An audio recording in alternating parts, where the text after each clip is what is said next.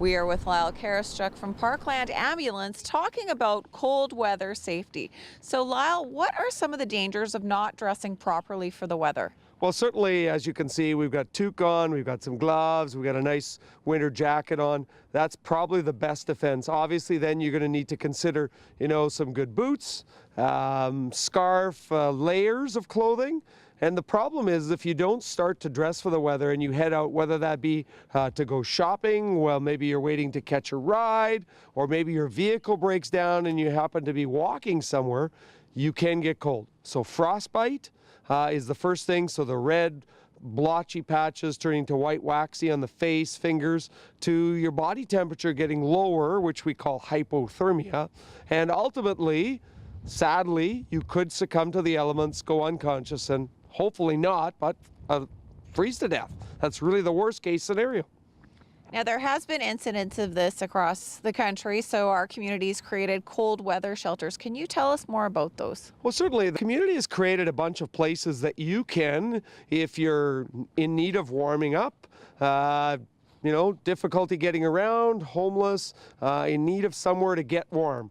For example, the Gate at Access Place, the Salvation Army, the Bernice Center in the Far West Flat. These are some of the locations that you can drop in when they're open. Their hours vary from 9 in the morning, 4 or 5 in the afternoon, or for those people that need to get somewhere overnight. Our house on the corner of 1st Avenue and 15th Street East is our cold weather shelter. First come, first serve, no questions asked. They're the place that you can get out of the elements. So where can people call if they see someone that looks like they need to go warm up? Well, obviously, Lisa, the quickest and easiest for anybody who finds somebody in a location that's, as I call it, inappropriate. You're coming home from the late show, you got off work at 11 o'clock at night, something like that, and you see someone at a bus stop, and you know the bus doesn't run in that area that hour. Dial 911, that's the best process, and get somebody to come over there and get some help for them. Worst of which, we need to have someone freeze to death or become significantly injured in our city or our community.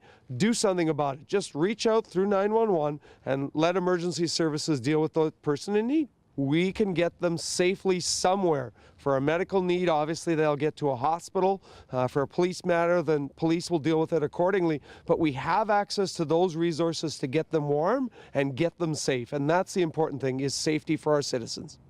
Absolutely. Thank you so much for speaking with us. You're more than welcome, Lisa. Stay warm.